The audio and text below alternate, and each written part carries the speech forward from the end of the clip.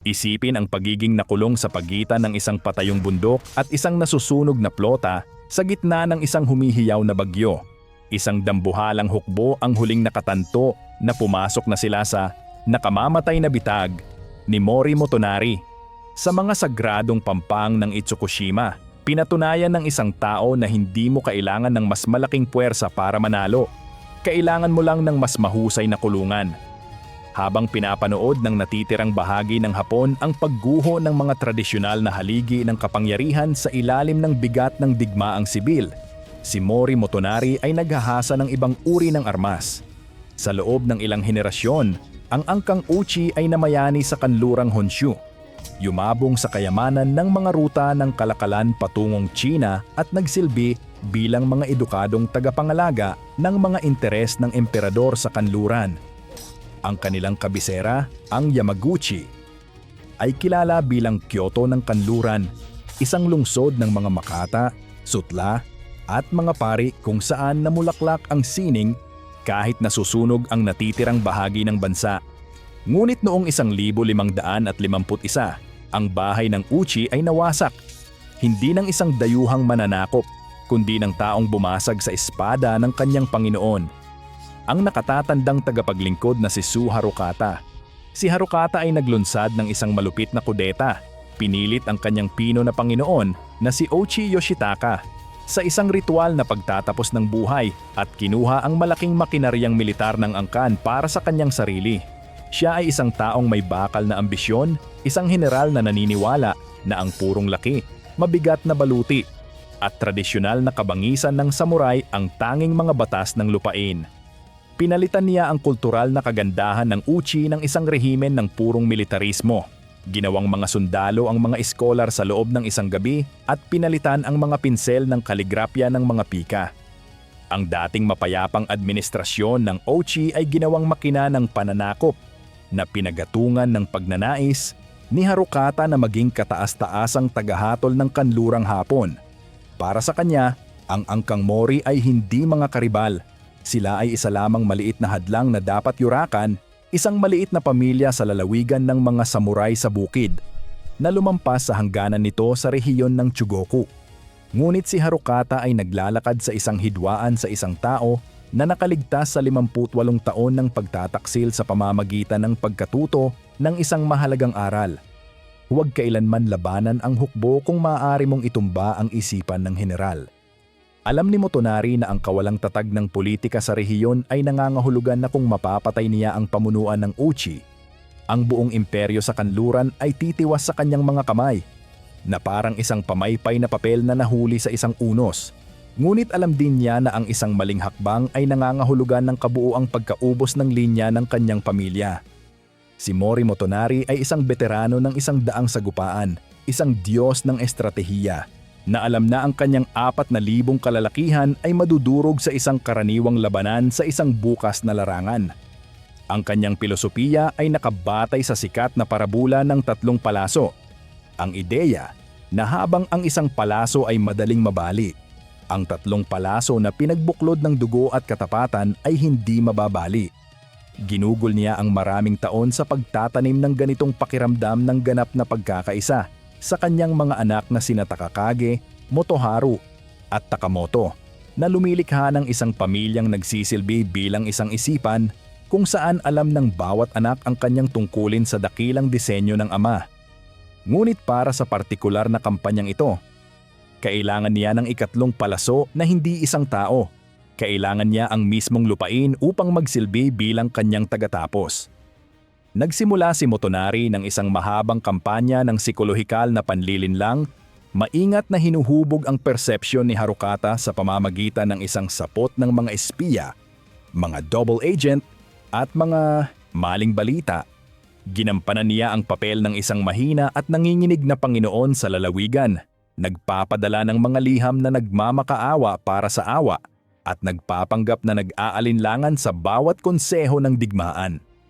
Umabot pa siya sa punto na pinuna ng hayagan ng sarili niyang mga heneral ang kanyang kaduwagan sa mga lugar kung saan maririnig sila ng mga espiya ng Uchi, na lumilikha ng isang teatro ng kawalang kakayahan na nagtatago sa kanyang mapanirang layunin. Gusto niyang maramdaman ni Harukata na hindi lang siya makapangyarihan, kundi hindi magagapi. Dahil ang isang taong hindi magagapi ay isang tao na humihinto sa pagtingin sa kanyang likuran at nagsisimulang balewalain ang mga banayad na panganib ng natural na mundo. Ang bitag ay nangangailangan ng isang sentro, isang pain na napakaakit-akit na babalewalain nang mang-aagaw ang bawat babalang taktikal na ibinibigay ng sarili niyang mga scout. Pinili ni Motonari ang Itsukushima. Inutos niya ang pagtatayo ng kastilyo ng Miao, isang maliit na kahoy na kuta sa isang makitid na bahagi ng isla. Para sa sinumang propesyonal na sundalo, ang Miao ay isang taktikal na sakuna. Ito ay nakahiwalay. Walang maaasahang mapagkukunan ng tubig para sa isang mahabang pagkubkob at madaling kubkubin mula sa lupa at dagat. Iyon ang punto. Hindi lang naglalakad si Harukata sa isang bitag. Naglalakad siya sa isang lugar kung saan wala talagang pisikal na paraan upang umatras kapag bumaligtad na ang agos laban sa kanya at nagsimula ng humiyaw ang hangin sa makitid na mga daanan sa bundok. Habang ang dambuhalang plota ng Uchi ay nagsimulang magtipon sa mga daungan ng Yamaguchi. Ang atmosfera sa kampo ng Mori ay puno ng amoy ng isang sugal na malapit na sa kabaliwan. Ang sariling mga anak at nakatatandang general ni Motonari ay nangatuwiran na ang Miao ay isang malupit na kapalaran para sa matapang na garison sa loob, na pinamumunuan ng may bakal na kalooban na si Kumagai Nobunao. Natatakot sila na ang nakahihigit na bilang ng hukbong dagat ng Uchi ay lalampasan lamang ang kuta at direktang sasalakayin ang sentro ng Mori, na mag-iiwan sa kanilang mga ninunong tahanan na walang depensa at ang kanilang mga kababaihan at bata sa awa ng mapaghiganting samurai ni Harukata. Ngunit ang matandang fox ay nanatiling tahimik. Ang kanyang mga mata ay nakatuon sa buwan at sa panapanahong agos ng dagat inland. Kinakalkula niya ang eksaktong lalim ng tubig sa low tide at ang bilis ng mga agos sa paligid ng mga matutulis na mabatong bahagi ng isla. Isinasaulo niya ang mga pattern ng mga storm sa taglagas. Naghihintay na bumaba ang pressure ng atmosfera. Hindi lang siya nagtatayo ng kuta. Nagtatayo siya ng kulungan para sa isang titan at alam niya na ang ego ni Harukata ay hindi papayag na mag-iwan ng isang kuta ng Mori na nakatayo sa kanyang likuran. Nakita ni Harukata ang Miao bilang isang insulto sa kanyang dignidad. Isang lamok na kailangang durugin bago magsimula ang totoong digmaan. Naniniwala siya na ang pagkasira ng kastilyong ito ay magsisilbing pampublikong pagtatapos sa moral ng Mori at isang tiyak na pahayag ng kanyang sariling banal na karapatang mamuno. Kung nakikita mo ang breakdown na ito ng estratehiya ng Sengoku na kamangha-mangha at nais mong makakita ng higit pang malalim na pagsusuri sa mga pinakamatalinong taktikal na sugal sa kasaysayan, siguraduhing mag-subscribe sa channel ngayon. Papasok pa lang tayo sa gitna ng storm. Bago matapos ang Setyembre 1555, ang pain ay kinagat ng may gutom na ikinagulat maging ni Motonari. Dumating si Su Harukata sa Itsukushima na may mahigit 20,000 sundalo, libu-libong tagasunod sa kampo, at 500 mabibigat na barkong pandigma. Ang tanawin ay sapat na upang patigasin ang dugo ng sinumang tagapagtanggol. Ang mga puting bandila ng Uchi ay bumalot sa mga sagradong pampang na parang niyebe sa tag-init, at ang tunog ng kanilang mga tambol ng digmaan ay umalingaw-ngaw sa mga banal na taluktok ng isla na lumulunod sa mga kanta ng mga monghe. Agad na sinalakay ni Harukata ang kastilyo ng Miao, naglulunsad ng sunod-sunod na alon ng mga samurai laban sa mga kahoy na dingding nito. Kampante na ang maliit na garison ay susuko sa loob ng ilang araw. Itinatag niya ang kanyang punong tanggapan sa paanan ng Bundok Misen, ang pinakamataas na taluktok ng isla, na bulag ng kadalian ng kanyang pag-unlad at sa kagandahan ng mga dambana sa paligid niya. Naniniwala siya na na-corner niya ang Mori sa sarili nilang kahangalan. Hindi niya natanto na sa pamamagitan ng paglapag ng kanyang buong hukbo sa isang makitid na strip ng buhangin, isang lugar kung saan ang mga bundok ay matarik na bumabagsak sa dagat, ay isinuko niya ang kanyang pinakamalaking bentahe, ang kakayahang gumalaw, magpaikot ng kanyang mga hanay o magpakalat ng kanyang dambuhalang kabalyerya. Ang kanyang mga tauhan ay nagkampo sa napakasikip na lugar kung kaya't ang kanilang mahahabang sibat, ang yari, ay nagiging hadlang na sa halip na maging armas. na sumasabit sa mga gamit ng mga lalaki sa tabi nila sa siksik na kampo. Siya ngayon ay isang higante na nakatayo sa isang aparador. Hindi man lang mabunot ang kanyang espada sa buong haba nito nang hindi tumatama sa mga dingding. At ang mismong kapal ng kanyang kampo ay gumawa rito na isang perpektong target para sa isang konsentradong pagsalakay. Ngunit kulang pa si Motonari ng huling piraso ng puzzle. Kailangan niya ng hukbong dagat upang isara ang labasan at pigilan si Harukata na makatakas pabalik sa mainland kapag kumana na ang bitag. Bumaling siya sa mga pirata ng Murakami, ang mga Panginoon ng dagat na namuno sa mga kipot sa pamamagitan ng kamay na bakal at isang espesyal na plota ng mga bangkang kubaya. Ang mga ito ay hindi lamang mga bandido, kundi isang sopistikadong angkang maritimo na may sariling mga kuta, lihim na ruta sa dagat, at espesyal na artilerya sa dagat. Ang kanilang kubaya ay magagaan at mabibilis na sasakyang dinisenyo, partikular para sa mabatong mababaw na bahagi at malilikot na agos ng dagat inland, na may kakayahang gumalaw kung saan ang mabibigat na barkong pandigma ng Uchi ay sasadsad. Ang anak ni Motonari na si Takakage ay nakipagnegosasyon sa mga Panginoon ng pirata, umaapela sa kanilang matinding kalayaan at nag-aalok sa kanila ng bahagi sa bagong mundong sama-sama nilang itatayo. Nagsalita siya tungkol sa kayabangan ng Uchi at kung paano nito pinagbantaan ang kalayaan ng mga daanan sa dagat na binantayan nila sa loob ng maraming siglo. Ipinaalala niya sa kanila na habang ang pagtingin ng Uchi sa kanila ay mga kriminal, ang pagtingin ng Mori sa kanila ay mga hari. Sa huling sandali, pumayag ang mga pirata na antig sa kapangahasan ng plano ni Motonari at sa pangako ng hinaharap na gahum sa mga kumikitang ruta ng kalakalan. Ngunit kahit kasama ang mga pirata, kulang pa si Motonari ng isang bagay na hindi niya mabibili o mapag-uusapan. Ang perpektong storm upang itago ang kanyang mga galaw at gawin ang mismong dagat na isang kakampi ng Mori. Noong gabi ng Oktubre 1, sa wakas ay sinagot ng langit ang kanyang mga dalangin sa pamamagitan ng isang karahasan na yumanig sa pundasyon ng isla. Isang dambuhalang bagyo sa taglagas ang nagsimulang humampas sa baybayin, ginagawang isang kumukulong kaldero ng kulay abo na bula at humiyaw na hangin ang dagat. Ang kakayahang makakita ay bumaba sa iilang talampakan lamang habang ang pahalang na ulan ay bumulag sa mga gwardiya. At ang dagundong ng ulan sa mga sinaunang puno ng sedro ay nakabibingi na nagtatago sa anumang tunog ng paggalaw. Para sa sinumang matalinong kumander, ang mga ito ay mga kondisyon para sa isang tigil putukan at pag-atras sa kaligtasan ng mga tent. Para kay Motonari, ito ang senyas na hinintay niya sa buong buhay niya. Inutusan niya ang kanyang 3,000 at 500 kalalakihan na sumakay sa kanilang maliliit at hindi matatag na mga bangka.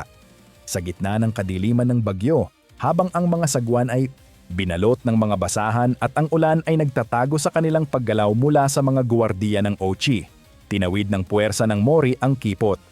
Ito ay isang gawa ng mapanganib na kasanayan sa dagat.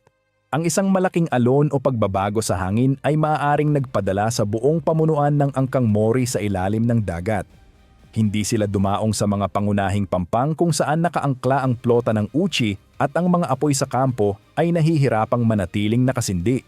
Sa halip, dumaong sila sa malayo at mabatong bahagi ng isla sa isang lugar na tinatawag na Chutsumigaura at nagsimula ng isang nakapapagod at patayong pag-akyat sa bundok misen sa gitna ng putik, dilim at humahampas na ulan.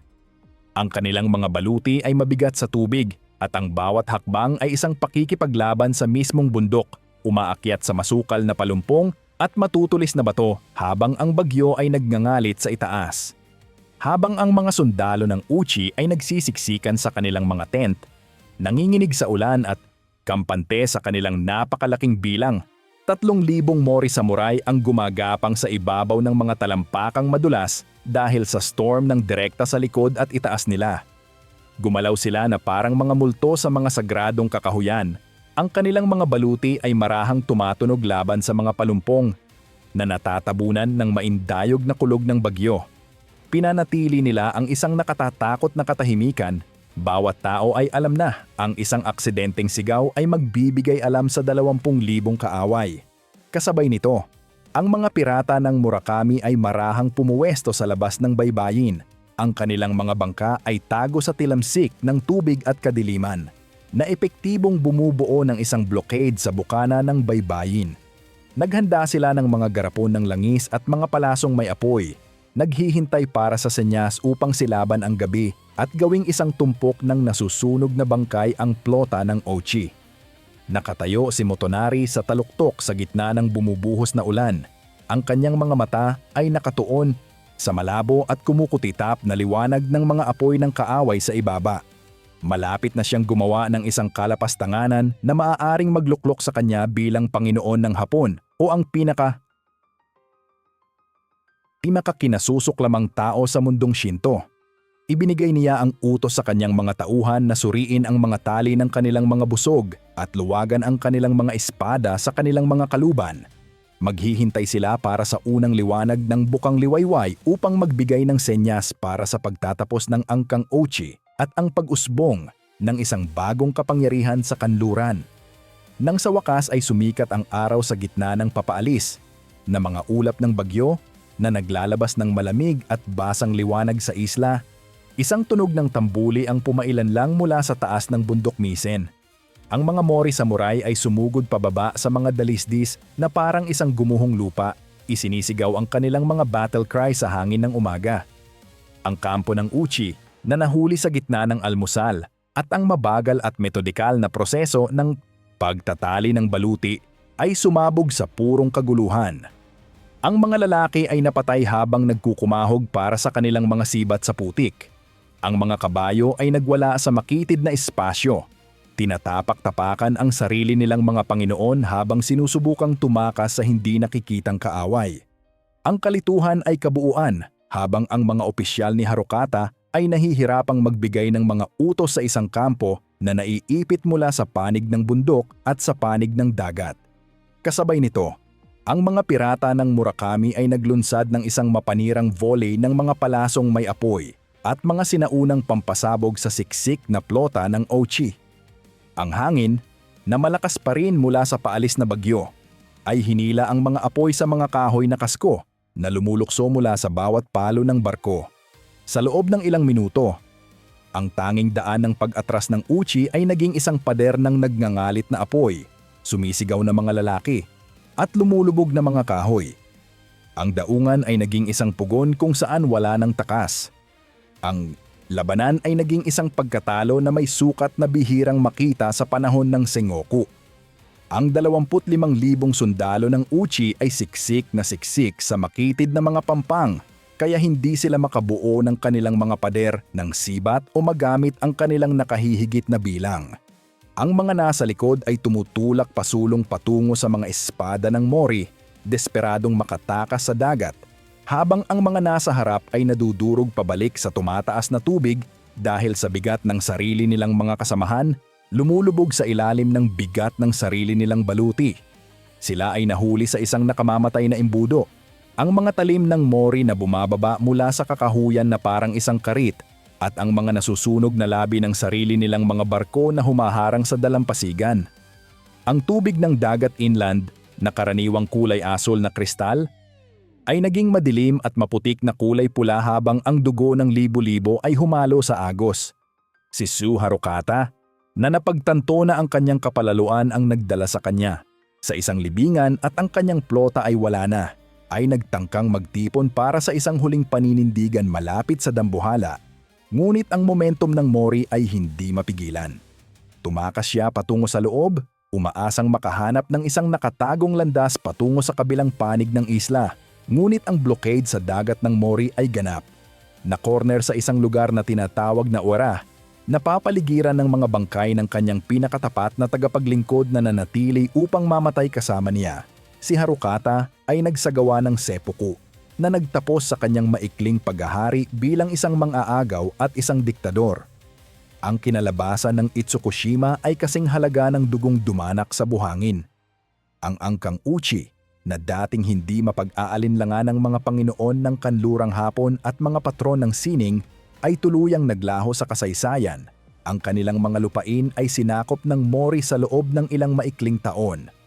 Ang angkang Mori ay bumangon mula sa anino ng pagiging hindi kilala sa lalawigan upang maging hindi mapag-aalinlangan ang gahom sa rehiyon ng Chugoku, isang kapangyarihan na sa huli ay makatutulong sa paghubog ng hinaharap ng buong bansa sa panahon ng Meiji Restoration ilang siglo ang lumipas. Ngunit ang mismong isla ay nalapastangan dahil sa hidwaan. Si Motonari, na laging isinasaalang-alang ang mga Diyos at ang mga espiritu, ay hindi nagdiwang ng kanyang tagumpay sa pamamagitan ng tradisyonal na pagpipista o pagkuha ng mga tropeyo. Dahil sa pagbabawal ng Shinto laban sa pagpanaw, inutusan niya ang isang dambuhala at hindi pa nagagawang ritual ng purifikasyon na tumagal ng ilang linggo. Ang dugong nabasang buhangin ay hinukay ng libu-libong manggagawa at dinala sa pamamagitan ng maraming bangka upang itapon sa malalim na dagat, pinalitan ng sariwa at puting buhangin na dinala mula sa mainland. Bawat gusali, bawat pintuan, at bawat bato ng complex ng dambana ay kinuskos at binasbasan upang payapain ang mga espiritu na napilitang saksihan ang kaguluhan. Ang isla ay ibinalik sa kalagayan nito ng banal na katahimikan, ngunit ang alaala ng Pulang Agos ay nanatili. Ngayon, ang dakilang Torii Gate ng Itsukushima ay nakatayo bilang isang mapayapang monumento. Matikas na bumabangon mula sa kumukutitap na agos.